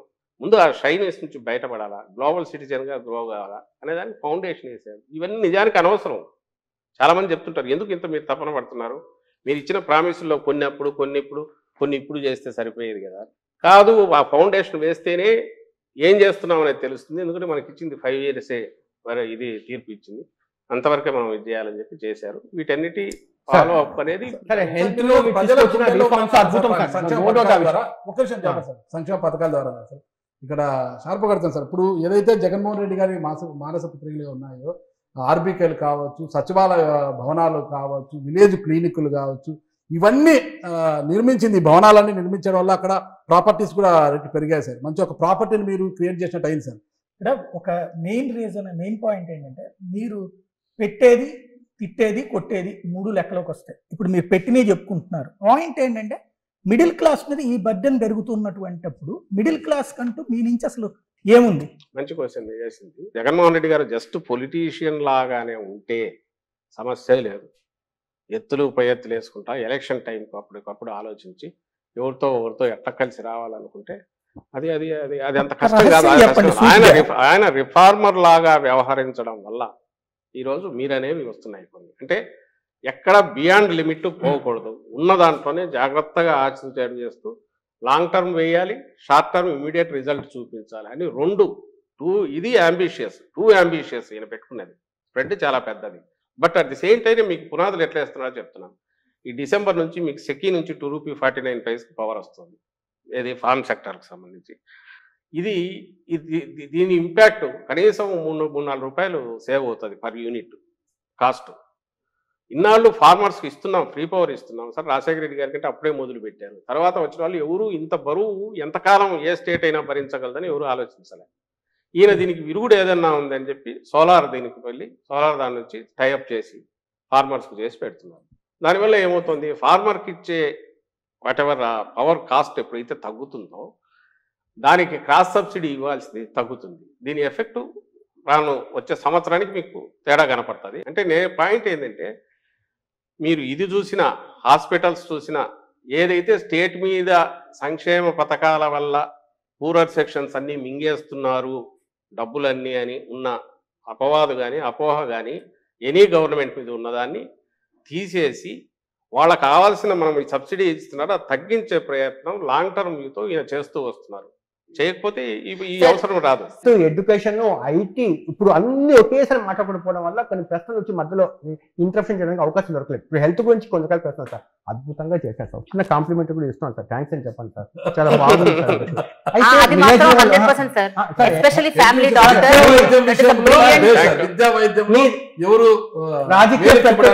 మీ రాజకీయ ప్రత్యర్థి ఏముంటుంది సొసైటీకి. ఇంకా నా ప్రశ్న పూర్తి కదా సార్. మీ రాజకీయ ప్రత్యర్థి చంద్రబాబు నాయుడు పక్కన కూర్చోబెట్టినా కూడా హెల్త్ విషయంలో ఏం చేయలేదంటే వాళ్ళకి ఖచ్చితంగా ఒప్పుకొని చేయాల్సిందే, పేదవాళ్ళకి ఏం చేయలేదంటే ఖచ్చితంగా ఒప్పుకొని చేయాల్సిందే. అదేవిధంగా వెల్ఫేర్ స్కీమ్స్ లో ఏం చేశారు జగన్మోహన్ రెడ్డి అని చెప్తే వాళ్ళు ఖచ్చితంగా ఒప్పుకొని చేయాల్సిందే. కానీ ఇక్కడ వచ్చి ప్రశ్న అంటే హెల్త్ సంబంధించింది. ఇప్పుడు మీరు విలేజ్ లెవెల్ క్లినిక్స్ పెడుతున్నారు, చాలా బ్యూటిఫుల్. ఇప్పుడు అక్కడ ఆమ్ ఆద్మీ పార్టీ వచ్చి మొహల్లా క్లినిక్స్ పెట్టారు, భారతదేశానికి ఆదర్శంగా నిలిచింది అక్కడ ఢిల్లీలో. అదేవిధంగా మీరు విలేజ్ క్లినిక్స్ పెడుతున్నారు, చాలా బాగుంది. ఈ ప్రశ్న ఖచ్చితంగా జవాబు చెప్పాలి. కేంద్రం మీ మీద డైరెక్ట్ గా ఇక్కడ వార్ చేస్తా ఉంది. అంటే పీయూష్ గోయల్ లాంటి వాళ్ళు రైల్వే మినిస్టర్స్ కూడా చెప్తున్నారు, మేము ఆంధ్రప్రదేశ్లో పెట్టుబడి పెట్టడానికి మేము ఆంధ్రప్రదేశ్ ప్రాజెక్ట్స్ ఇవ్వడానికి మేము రెడీగా ఉన్నాము. కేవలం ల్యాండ్ అలొకేషన్స్ జరగకపోవడం వల్ల చాలా ప్రాజెక్ట్స్ టేక్ ఆఫ్ చేయకుండా ఆగిపోయిందని చెప్పి ఇన్ రైటింగ్ లెటర్ లో అదే ఉంది. నా ప్రశ్న ఏంటంటే సార్, విశాఖపట్నం రైల్వే జోన్ అనేది దీనివల్ల ఏమి ఒరుగుతుందో నాకు తెలియదు. కానీ ఆంధ్రప్రదేశ్లో 2014లో ఇదే సార్ సెంటిమెంట్ మారింది. ఒకటి రైల్వే జోన్, ఒకటి రెండోది స్పెషల్ స్టాటస్ ఒకటి. దానివల్ల ఏం జరుగుతుందో పక్కన పెట్టాం. కానీ జనాలకు ఉన్నట్టు రైల్వే జోన్ రాలేదు, స్పెషల్ స్టాటస్ రాలేదని చెప్పి ఆ రైల్వే జోన్ సంబంధించి ఇస్తానికి ముందుకు వచ్చినా కూడా 50 ఎకరాలు మాకు ల్యాండ్ ఇవ్వడానికి ఆంధ్రప్రదేశ్ వాళ్ళు చాలా మీనమేషాలు లెక్కేశారు అనేది తప్పు కదా. తప్పు అనేది మేము ఆ తర్వాత మీకు డినైల్ ఇచ్చాము, ల్యాండ్ అలొకేట్ చేసి చాలా రోజులైంది. వాళ్ళు ఇచ్చింది టీడీపీ గవర్నమెంట్ లో ఇచ్చింది, లిటిగేషన్ ఏదంటే మార్చి వేరే ఇచ్చారు, జనవరిలోనే హ్యాండ్ ఓవర్ చేశారు, అదే అయిపోయింది. ఫస్ట్ దానికంటే అలొకేషన్ ఓన్లీ డాక్యుమెంట్ మీద ఉంది సార్. అవును, అలొకేషన్ చేసి వాళ్ళకి హ్యాండ్ ఓవర్ చేసింది పంపించనా నీకు? ఇప్పుడు వాళ్ళు ఈ లెటర్ ఎందుకు మరి అలాంటి ఆరోపణ ఎందుకు చేశారు? ఒకటి, అరే మీరు హ్యాండ్ ఓవర్ ఆయన చేసి చేసేదే మంత్రి ఫస్ట్ బండ వేస్తే అక్కడ ఎట్లా చేశారనే వాళ్ళు అక్కడ పైనుంచి అది వాళ్ళని అడగండి. మీరు బీజేపీ స్టేట్ లీడర్స్ ఉంటారు కదా, అడగండి. వాళ్ళు ఏజెంట్లు ఉన్నారు కదా, చంద్రబాబు ఏజెంట్లు, వాళ్ళు తయారు చేసి ఇచ్చేవాళ్ళు, వాళ్ళు చెప్తారు. Okay sir. Sir election related questions అడుగుతాను సార్. Election related questions. ఇప్పుడు ఎవరికి టికెట్లు ఇవ్వాలి, ఎవరిని ఇన్ఛార్జ్ చేయాలి, ఎవరిని ఎక్కడ పెట్టాలి, ఎవరిని ఎక్కడి నుంచి కదిలించాలి, ఎవరిని ట్రాన్స్ఫర్ చేయాలి, ఈ డెసిషన్స్ మీరున్నారా సార్? మీరు తీసుకుంటున్నారా? చాలా మంది ఉన్నారు. క్యాండిడేట్ల ఎన్నికలో వ్యక్తుల ప్రయోజనాలే ఎక్కువ ఉన్నాయి, పార్టీ ప్రయోజనాల కన్నా వ్యక్తుల ప్రయోజనాల కోసం ఎక్కువగా ఎంపికలు జరుగుతున్నాయి. అది జగన్మోహన్ రెడ్డి గారు రీజనల్ పార్టీ హెడ్ గా జగన్మోహన్ రెడ్డి గారు ఆయన ఫైనల్ డెసిషన్ తీసుకుంటారు. ఆయన విధానాలే పార్టీ విధానాలు. అంటే దీంట్లో ఎవరు కన్ఫ్యూజన్ పెట్టుకోవాల్సిన అవసరం లేదు. ఇందులో ఎగ్జిక్యూషన్లో ఎక్కడైనా లోపాలుంటే మా పొరపాట్లు ఉంటాయి. First thing. సెకండ్ వచ్చి అట్లా అని ఆయన ఏది యూనిలేటరల్ డెసిషన్ తీసుకోవట్లేదు. అందరితో డిస్కస్ చేస్తున్నారు. చేసే వాటిలో నేను ఉంటాను, మిగిలిన సీనియర్ నాయకులు ఉన్నారు, వాళ్ళు ఉంటారు, రీజనల్ కోఆర్డినేటర్లు వాళ్ళు ఉంటారు, వాళ్ళందరూ ఉంటారు. ఇక్కడ నేను అవైలబుల్ ఉంటాను కాబట్టి, నేను ఉంటాను కాబట్టి మాతో ఎక్కువ మాట్లాడతారు. డెసిషన్ టేకింగ్ లో అందరూ వస్తారు. వచ్చే స్టేబుల్ అయితే ఇది కాకుండా ఎట్లా జరుగుతుందమ్మా? సామాజిక ట్రాన్స్ఫర్ చేయాలి అన్న ఐడియా ఎవరిది సార్? ట్రాన్స్ఫర్స్ చేయాలి అన్న ఐడియా ఎవరు? ఈరోజు గంటా శ్రీనివాసరావు ఆయన చీపురుపల్లి ఇవ్వమంటున్నాడు చంద్రబాబు నాయుడు. లాస్ట్ టైం అక్కడ నుంచి సార్ 1 or 2 ర్యాండమ్ ఉదయం సార్, మీరు మొత్తం చాలా మంది చేస్తున్నారు. ఇక్కడ అంటే ఇక్కడ చెల్లని రూపాయలు అక్కడ చెల్లిస్తాము అని తీసుకున్న నిర్ణయం ఎవరిదంటారు సార్? కాదు, ఇప్పుడు ఇక్కడ చెల్లని అక్కడ చెల్లిస్తామని ఎట్లా చేశారని క్వశ్చన్ చేసింది ఎవరి దగ్గర నుంచి ఫస్ట్ వచ్చింది? మీరు ఎవరి దగ్గర నుంచి విని అడుగుతున్నారనేది మీకు తెలుసు, నాకు తెలుసు. ఇక్కడ పనికిరాని చెత్త అక్కడ ఎట్లా పనికి వస్తుంది అని చంద్రబాబు నాయుడు ఆయన కొడుకు ఇంకోడు అన్నప్పుడు వాళ్ళకు వేసిండాల్సింది క్వశ్చన్. లాస్ట్ టైం మీరు అక్కడ నుంచి ఆమెను పాయకరావుపేట నుంచి అక్కడికి తెచ్చినప్పుడు, లేక అక్కడ నుంచి జవహర్ అనే ఆయన ఇక్కడికి తెచ్చినప్పుడు, లేదా ఇప్పుడు మార్పులు జరిగినా ఇప్పుడు మన పార్టీ విధానాలే చూద్దాం. ఇక్కడ మాకు విధానం అల్టిమేట్లీ ఎలక్షన్స్ లో ఎలక్షన్ టీం ఎట్లుంది, ఫైనలీ ఎంటైర్ టీం పర్ఫెక్ట్ గా ఉందా లేదా అనేది లీడరు మిగిలిన లీడర్లతో చర్చించి పార్టీ తీసుకుంటుంది.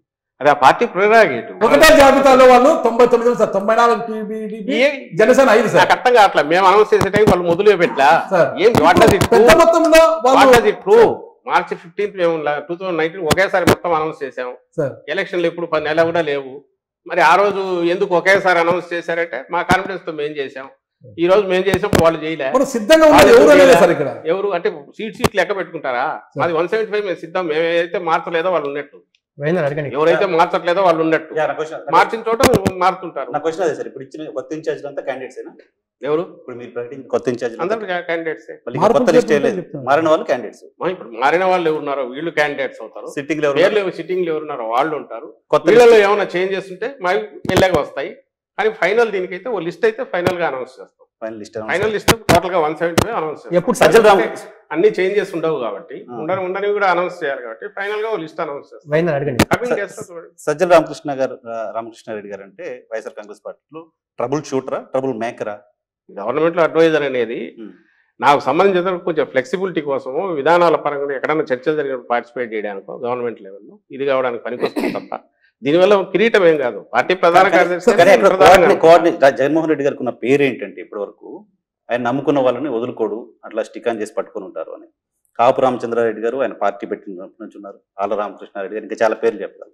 అటువంటి వాళ్ళు పార్టీని వదిలేసిపోతున్నారు అంటే ఎక్కడో కోఆర్డినేషన్, కమ్యూనికేషన్ మిస్ అవుతుంది ఆ పార్టీలో. అటువంటి వాళ్ళు కూడా పార్టీని వదిలేసిపోతున్నారు అంటే మీలాంటి వాళ్ళు, పక్కన ఉన్న వాళ్ళు కమ్యూనికేట్ చేయడంలో, కోఆర్డినేట్ చేయడంలో ఫెయిల్ అవుతున్నారా? జగన్మోహన్ రెడ్డి గారు ఎవరిని వదులుకోవట్లా. వాళ్ళకున్న ఆవేదన, వాళ్ళకు వచ్చిన ఆవేశం వల్ల, వాళ్ళకు వచ్చిన అధికార పార్టీ వదిలేసి జగన్మోహన్ రెడ్డి గారి దగ్గరికి వచ్చిన వాళ్ళు, అవును, వాళ్ళు కూడా అధికారంలో ఉన్నప్పుడు పోతున్నారు అంటే ఎక్కడో మీరు వాళ్ళు కూడా రిజెక్ట్ చేయట్లా కదా. మీరు అడిగిన క్వశ్చన్ లోనే ఏ బేసిస్ మీద మనం సెలెక్ట్ చేస్తున్నాం అన్నప్పుడు అవకాశాలు పార్టీ అల్టిమేట్ గెలవాలా, గెలిచి అధికారంలోకి మళ్ళీ రావాలా, కంఫర్టబుల్ గా రావాలా, బ్రహ్మాండమైన మెజారిటీతో రావాలా, ఏ పార్టీ అయినా కోరుకుంటుంది. అధికారంలోకి రావాలని కోరుకోవడం తప్పు కాదు కదా. మార్చడం కాదు, బట్ నేనేమంటున్నా, లాయల్ గా ఉన్న వాళ్ళని కన్విన్స్ చేసి టిక్ ఆన్ చేసి పెట్టుకోలేకపోతున్నారు. పార్టీలో ఉండొచ్చు కదా, పార్టీలో ఉండొచ్చు, కన్విన్స్ చేస్తున్నాం. వ్యక్తిగతం. ఇప్పుడు అదే అది చాలా మంది కన్విన్స్ చేశారు. మీరు ఓవరాల్ పర్సెంటేజ్ చూస్తే, మా రిటెన్షన్ దీన్ని చూస్తే 80%, 90% ఉంది. 10% ఎక్కడో ఇది కావచ్చు. వాళ్ళు కూడా ఎవరు మీరు గతంలో కూడా మీరు గమనిస్తే 23 మంది పార్టీ లాక్కున్నా అంత అడ్డంగా వాళ్ళు కొని అడ్డగోలుగా డబ్బులు పే చేసి చంద్రబాబు నాయుడు లాక్కున్నా నాకు తెలిసి చాలా తక్కువ మంది మాత్రమే విపరీతంగా బండలు వేశారు ఈయన మీద, జగన్మోహన్ రెడ్డి గారి మీద. మిగిలిన పెద్ద మాట్లాడాల. ఇప్పుడు అంతే, ఇప్పుడు ఎవరు నెగిటివ్ పెద్ద మాట్లాడాల. బయటకు పోయిన వాళ్ళు కూడా ఉన్న వాళ్ళను ఉంచుకోగలిగాం మెజారిటీ 80%. దేనివల్ల అంటే నాయకుడి మీద నమ్మకం. ఇక్కడ వచ్చిన డౌట్ అండి, దీంట్లో అభ్యర్థుల పరంగా అంటే సాధారణంగా ఎవరైనా సరే ప్రతిపక్షంలో ఉన్నప్పుడు ప్రయోగాలు చేస్తారు, మీరు అధికారంలోకి వచ్చిన తర్వాత ఇప్పుడు ప్రయోగాలు చేస్తున్నారు. బీసీలకి ఓసీ సీట్లు ఇవ్వటము, ఇప్పుడు ఏదైతే జగన్మోహన్ రెడ్డి గారు చేస్తున్నారో, మీరు అధికారంలోకి వచ్చిన డే 1 నుంచి లేదా అంతకుముందు నుంచి అనౌన్స్ చేసిన దగ్గర నుంచి కంటిన్యూటీ ఉంది. ఏది ఐసోలేటెడ్గా రాలా. బీసీ డిక్లరేషన్ అని చేసినా, ఆ రోజు సీట్లు పెంచాలని చూసినా, ఆ తర్వాత అధికారంలోకి వచ్చిన రోజు నుంచి స్టెప్స్ వేసుకుంటూ పోయింది చూసినా, చట్టం చేసి నామినేటెడ్ పోస్ట్లో వీళ్ళకు 50% ఇవ్వాలని మహిళలను మర్చిపోయారు, మహిళలను పెట్టాలన్నా. ఇవన్నీ ఆయన ఏమనుకున్నారంటే నెక్స్ట్ 10 yearsకు this should become the rule of the land, అక్కడ అయిపోవాలి. ఏ పార్టీ అయినా they should be forced to implement all these అనే దాంతోనే పోతున్నారు. రెండో పాయింట్, వీటన్నిటి కల్మినేషన్ లేదా దాన్ని ఏమంటాం కొసరలాగా వచ్చేది ఏదైనా ఉంటే విజయం. ఎలక్షన్ల విజయం టార్గెట్గా అయితే ఆయన పనిచేయట్లా, డే 1 నుంచి పనిచేయట్లా. నేను చేసిన పనులు ఖచ్చితంగా జనం బ్లెస్సింగ్స్ ఇచ్చేట్టు చేస్తాయనే విశ్వాసం. ఎన్నికల ఓరియంటేషన్ అయితే ఇట్లా ఇవన్నీ ఎందుకు చేస్తాడు? ఆ రోజు నుంచి అవి చేసుకుంటూ పోయి ఇప్పుడు అందుకే మీకు తను సభల్లో మాట్లాడినా ఎక్కడ అడిగినా నేను చేసిన మంచి మీకు మంచి జరిగి నేను చేసిన పనుల వల్ల మీకు మంచి జరిగి ఉంటుందని మీరు అనుకుంటేనే మీరు నాకు ఓటు వేయండి అంటున్నాడు. ఇది దీని అవుట్కమ్మే తప్ప ఇది ఓరియంటేషన్ టార్గెట్గా ఆయన పనులు చేస్తారు. అలా ఇవి ఓరియంటేషన్గా టార్గెట్గా పనులు చేస్తూ వస్తే అవి డిఫరెంట్గా ఉండేవి, మోర్ పొలిటికల్గా ఉండేవి. దా రకంగానే మీరు చూడాలి ఎక్స్పెరిమెంట్.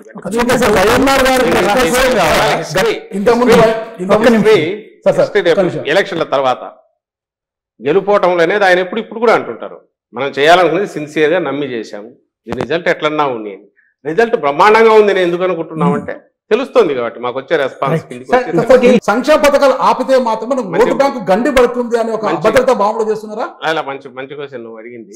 అది ఎప్పుడు వస్తుందంటే టోకెన్ గా ఓన్లీ నేను ఇంతకుముందు అన్నట్టు అమ్మఒడి, రైతు భరోసా అవన్నీ ఇచ్చి చేతులు దులుపుకుంటే మీకు అందరికి ఇచ్చాను, దాన్ని పెంచొచ్చు కూడా కొంచెం చేసేస్తే ఇక్కడికి అడికి అయిపోతుంది.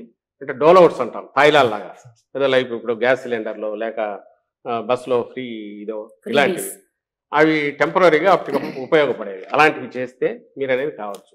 ఈయన కంటిన్యూటీ, నేను అమ్మఒడితో మిగిలినవన్నీ ఆయన చెప్పినవి కాదు, అమ్మఒడి ఒక్కటి ఇచ్చినందువల్ల ఎప్పుడైతే కుదరదు అనుకున్నాడు. ఎందుకంటే ఆ పిల్లలు అక్కడికి పోతే ఆ స్కూల్కి పోలేరు, కాన్వెంట్కి పోతే కాస్ట్ ఎక్కువ.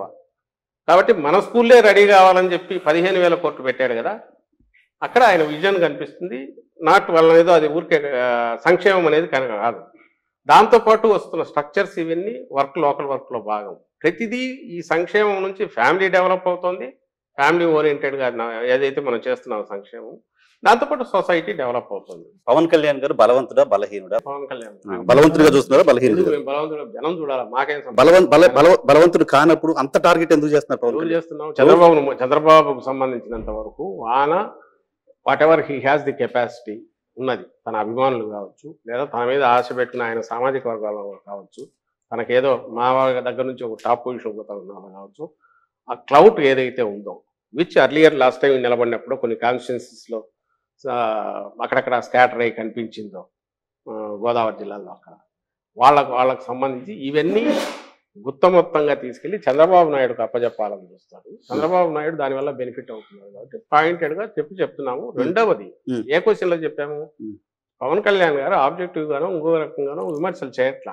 చంద్రబాబు నాయుడు ఏది ఇస్తే దాన్ని స్క్రిప్ట్ చదువుతున్నారు. ఒకటి దానికి మించి కూడా అడుగులు వేసి ఆయన ఏ రోజు అధికారంలోకి రావాలనుకునే ఇది కానీ దానికి తగినట్టు పార్టీ నిర్మాణం కానీ చేయకుండా నేను అధికారంలోకి వస్తే చేస్తానన్నప్పుడు ఎగతాళి చేస్తారు. ఇంకోటి అడుగుతున్నారు పొలిటికల్గా, అది తప్పకుండా హీ హాస్ టు ఫేస్. అసలు పొత్తుల కోసం ఇది ప్రయత్నం అనేది జగన్మోహన్ రెడ్డి గారు ఈ రోజు గారు మళ్ళీ గారు రేపు కూడా చెప్తున్నా, ఆయన ఎప్పుడూ పొత్తుల కోసం అయితే ప్రయత్నం చేయరు. ఎందుకంటే ఆయన పాలసీ ఒక్కటే, ప్రజలకు మనం జవాబుదారీగా ఉండాలా, మన పార్టీ జవాబుదారీగా ఉండాలా.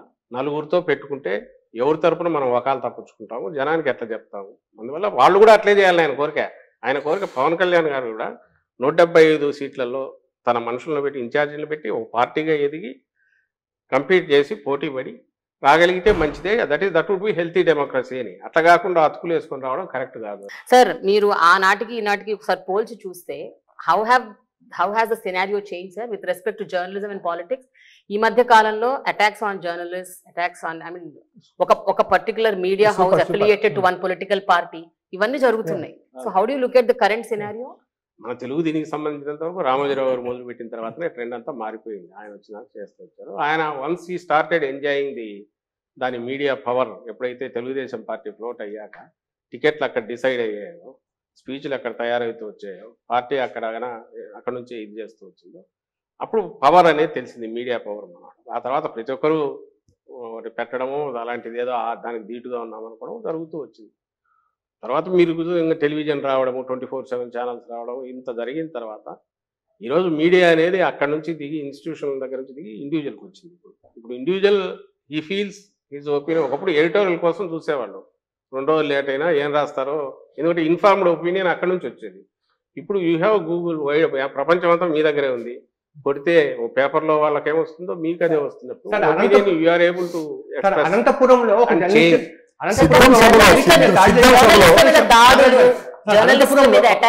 చెప్పేది పూర్తి కాలేదమ్మా. అది మాది కార్యకర్తల సభ, that is not public meeting. ఒకటి ఫస్ట్ థింగ్, కార్యకర్తల సభ. అక్కడికి వచ్చిన వాళ్ళంతా మా కార్యకర్తలు వచ్చారు. ఇతను మీడియా తరఫున పోయింటే ఫ్రంట్లో మీడియాకు ఉన్నాయి ప్లేస్, అక్కడ లేడు, వెనక ఉన్నాడు. అతను ఏం మాట్లాడాడో తెలియదు. మాకు తెలిసింది అయితే రెచ్చగొట్టాడు, బూతులు తిట్టాడని, లీడర్ని గురించి బూతులు తిట్టాడని అన్నారు. అక్కడ ఎవడో రియాక్ట్ అయ్యాడు. దానికి సంబంధించి కేసు బుక్ అయింది, జరుగుతుంది. ఇక్కడ ఒక పాయింట్ అబ్జర్వ్ చేయాల్సింది వచ్చేసి, మీరే అన్నారు ఇంతకుముందు ఈనాడులో దాని గురించి చెప్తే, నేను వాళ్ళు ఎందుకు రాస్తున్నారు చెప్తే ఆ పక్కది నిజమే, అది కాదన్నారు. అంటే తెలుగుదేశం పార్టీ కార్యకర్తల కంటే మించి విషం కక్కుతా జగన్మోహన్ రెడ్డి గారి అంతం చూడాలనే దాంతో, మా పార్టీ అంతం చూడాలనే దాంతో నడుస్తున్నవి 2 తెలుగుదేశం పార్టీ కరపత్రాలుగా మేము భావిస్తున్నాం. అఫీషియల్గా వాటిని బ్యాన్ చేసాం. మా మీటింగులు వద్దని చెప్పాం, రావద్దు, దండం పెట్టాం. సాక్షి పోవట్లే, అక్కడ పోదు. ఎందుకంటే సాక్షి వెహికల్స్ తగలబెట్టారు ఇంతకుముందు, మీకు గుర్తుంటే డిఎస్ ఎంజిన్ కూడా పగలగొట్టారు అక్కడికి పోయినప్పుడు. అది ఇంకా పబ్లిక్ మీటింగ్ నడుస్తున్నది, అక్కడ పోయినప్పుడే కొట్టారు. కొట్టిన తర్వాత వాళ్ళు చెప్పారు మేము ఇది నడుస్తుంది, సిచ్యువేషన్ వాస్తవం, దానికి కాదనొద్దు. అది లేదు కదా, ఇది కాకుండా ఏదో ఆబ్స్ట్రాక్ట్గా మీడియా ఫ్రీడము ఇదనే అనొద్దు. ఈ పరిస్థితిలో వచ్చినప్పుడు దానికి మేము రెస్పాన్సిబిలిటీ తీసుకోలేము. అట్ ది సేమ్ టైం గవర్నమెంట్లో ఉన్నాం కాబట్టి కేసులు బుక్ చేసాం. కేసు బుక్ చేయకుండా ఏం ఆపలేదే, ఇమీడియట్ కేసు బుక్ చేశారు, నడుస్తుంది. అది నడుస్తుంది. అరెస్ట్ నాకు తెలిసి అయితే అరెస్ట్ అయినట్టున్నాడు. చంద్రబాబు నాయుడు గారు చేసినట్టుగా వనజాక్ష ఒక ఎంఆర్ఓను జుట్టుబట్టి ఈడ్చో, లేకుంటే అసభ్యంగా చేసిన చింతమనేని ప్రభాకర్ ఎమ్మెల్యే చేసేలాగా పంచాయతీ చేయలేదే. ఆర్టీఏ దగ్గర ఏదో గొడవ జరిగితే పంచాయతీ చేసినట్టు చేయలేదే. అప్పుడు బాలసుబ్రహ్మణ్యం ఎవరో కమిషనర్ ఉంటే గొడవ అయితే ఆయన పంచాయతీ చేసినట్టు చేయలేదే. చట్టం పని చేసిపోతుంది. మేము despite we being in the power అది చేస్తున్నాము. ఇంకో పక్క రెస్పెక్ట్ ఇవ్వాల్సిన చోట ఇస్తున్నాము. ఎవరు పొమ్మన్నాడు అక్కడ కార్యకర్తల సభలోకి పోయి అక్కడ పోయి తిడితే ఎవరు దానికి బాధ్యత ఎట్లా సాక్షి ఏమవుతుంది సార్? ఏది సాక్షి ఏమవుతుంది నువ్వు అనుకుంటే అనుకో. మేము చెప్తున్నాము ఈ రోజు కూడా నీకు సాక్షిలో ఇప్పటికే కూడా రాజశేఖర రెడ్డి గారు బొమ్మ పెట్టుకునైనా సరే కింద ఎక్కడైనా వాళ్ళ స్పీచ్ కానీ ఇంకొకటి కానీ అస్సలు లేకుండా అయితే ఉండదు. వాళ్ళు మాట్లాడినా వస్తాయి, దాని ఫాలో అప్ మేము రాసేవి వస్తున్నాయి. అడ్డంగా ఏది లేకుండా అయితే చేయట్లా. మీరని కాదు, it's not about just you. ఆ పార్టీ అవ్వచ్చు, ఇంకో పార్టీ అవ్వచ్చు, ఏ పార్టీ. ఈ కల్చరు ఇప్పుడు కాదు, జగన్మోహన్ రెడ్డి గారు ఇప్పుడు కాదు, చాలా రోజుల క్రితం అసెంబ్లీ అన్నారు, నువ్వు వేసే విత్తనం అదే చెట్టు వస్తా, జాగ్రత్త చంద్రబాబు గారు అని చెప్పాడు. అప్పుడు చెప్పాడు, ఇప్పుడు చెప్తున్నాం. ఈ కల్చర్ మొదలు పెట్టింది తెలుగుదేశం పార్టీ పెడుతోంది. ఆయన ఆ రోజు మొదలు పెట్టిన కల్చర్ నడుస్తోంది. ఈ రోజుకు వాళ్ళు ఓపెన్గా అడ్డగోలుగా అడ్డంగా వాళ్ళు దాన్ని ఏమంటారు అన్ని రకాలుగా బరి తెగించి అటువైపు చేస్తున్నారు. కేవలం మీడియా అనే ముసుగులో వాళ్ళు ప్రొటెక్ట్ కావాలని చూస్తున్నారు. అలాంటి అవాంఛనీయ సంఘటన జరగడానికి అతనే కారణము, పోకుండా ఉండాల్సింది అక్కడికి. ఒకటి, అక్కడ ఎక్కడ అవసరం లేదో అక్కడికి ఎందుకు వెళ్ళాడు. రెండవది, అతను రిప్రజెంట్ చేస్తున్నాడు, ఏ సంస్థను రిప్రజెంట్ చేస్తున్నాడో అది పత్రిక కాదు అని మా అభిప్రాయం చెప్తున్నాం.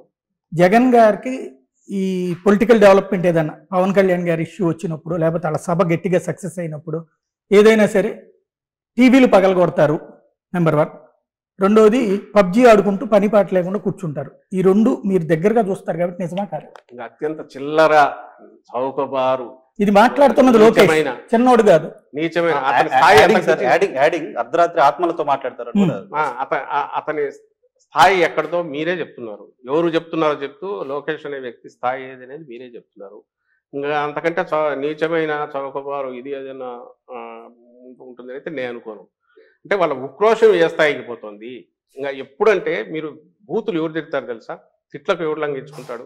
ఏం చేతగానప్పుడు నిస్సహాయ స్థితిలో ఉంటాడు కదా, డెస్పరేట్, అప్పుడు బూతులు తిట్టుకుంటాడు.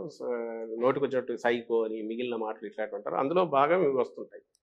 మరి మీరు చూసిన జగన్మోహన్ రెడ్డి గారు మీరు చెప్పండి, లేకుంటే ఇంకోరు చూసిన వాళ్ళు ఉన్నారు, వాళ్ళు చెప్పండి. ఒక మనిషి ప్రైవేట్ లైఫ్లో ఎట్లుంటాడు అనేది పబ్లిక్ లైఫ్లో ఎక్కడో చోట కొంచెం కనపడక తప్పదు, రిఫ్లెక్ట్ అవుతుంది. నాకు తెలిసి ఇంతవరకు జగన్మోహన్ రెడ్డి గారు పబ్లిక్లో ఎక్కడా ఎవరి మీద విసుక్కొని కానీ ఇంకోటి కానీ చేయరు. ప్రైవేట్ దాంట్లో వాటికి సంబంధించి కూడా ఎందుకు డీసెంట్గా ఉంటారనేది మీరు ఎట్లా చెప్పగలంటే పబ్లిక్లో రిఫ్లెక్ట్ అయ్యేది.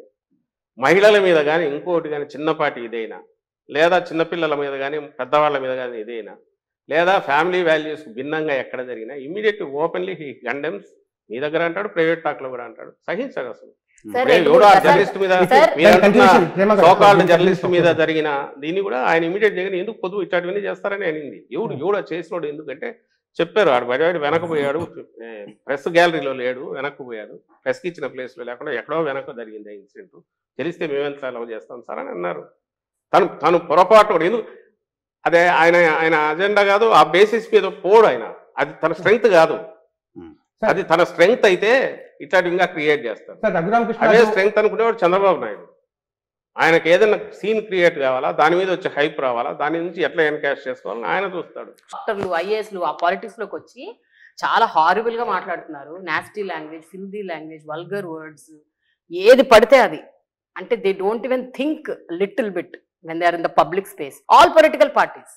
ఈ స్పెక్ట్రమ్ లో వీటిలో మీరు అంటారేమో యాక్షన్ కి రియాక్షన్ అంటారు, బట్ దట్స్ నాట్ రైట్ కదా సార్. ఒకప్పుడు మీకు బాగా అంటే మాకు గుర్తుండి మేము జర్నలిజం 80s వరకు కూడా కులం పేరు రాసేవాళ్ళు కాదు, ఒక సామాజిక వర్గం మతం పేరు రాసేవాళ్ళు కాదు. ఎందుకంటే that may cause lead to further ఇది. తర్వాత ఎందుకు మీడియా అట్లా మారింది? అడ్డంగా రాస్తున్నారుగా కులాలకు లెక్క పెట్టి. ఎక్కడి నుంచి వస్తుంది ఇది? ఎక్కడ మొదలైంది ఎక్కడ అనేది చెప్పలేం, కానీ సమ్వేర్ ఇట్ స్టార్టెడ్ 90s తర్వాత మొదలవుతుంది. ఎక్కడ సీఎం నియంత్రణ అవసరం కదా దీనికి. ఇప్పుడు మీరు ఎట్లయితే వెల్ఫేర్ స్కీమ్స్ విషయంలో ఇప్పుడు మీరు ఎట్లయితే వెల్ఫేర్ స్కీమ్స్ విషయంలో ఒక సెల్ఫ్ అవేర్నెస్ తో ఒక డిఫరెంట్ రెవల్యూషన్ తీసుకొచ్చారు, పాలిటిక్స్ లో ఎందుకు తీసుకురావట్లేదు? మీకు బ్లాంక్ మీద సైన్ చేసి ఇస్తాను, మీరు కంపేర్ చేయండి ఎక్కడ ఆరిజినేట్ అవుతుంది, ఎక్కడ దీనికి వచ్చింది అనేది ఒకటి. ఎంత పర్సెంటేజ్ ఆఫ్ మా దగ్గర నుంచి మాట్లాడే వాళ్ళు కానీ ఇంకొకరు కానీ అసహనం కానీ ఇంటాలరెన్స్ కానీ టోటల్ పర్సెంటేజ్ చూడండి. యాజ్ ఎ రీజనల్ పార్టీ మా దాంట్లో అక్కడ చూడండి, మీకు ఖచ్చితంగా మాది అతి తక్కువ ఉంటుంది. నేను ఖచ్చితంగా చెప్పగలను, తక్కువ ఉంటుంది, బ్యాలెన్స్డ్ ఇదే ఉంటుంది ఒకటి. సెకండ్ వచ్చి ఈరోజు జగన్మోహన్ రెడ్డి గారు ఏదైతే ఫిక్స్ చేసుకొని వచ్చారో ఈ సెట్ ఏ న్యూ రూల్స్ ఈ గేమ్కు, పాలిటిక్స్ అనేది న్యూ జనరేషన్ పాలిటిక్స్ మొదలయ్యాయి. నెక్స్ట్ 10 years తర్వాత ఇటు ఉంటుంది అని అనుకోండి, రీసెంట్ దీనికి వస్తుంది ఖచ్చితంగా వస్తుంది. ఎందుకంటే దీనివల్ల ఏమి ఉండదు, అక్కడక్కడక్కడ కొట్టుకుంటుంటారు తప్ప దానివల్ల అల్టిమేట్గా ప్రజలకు జరిగేది ఉండదు. ప్రజల నుంచే ప్రెజర్ పెరుగుతుంది, పెరిగిన తర్వాత చేంజ్ అయితే వస్తుంది.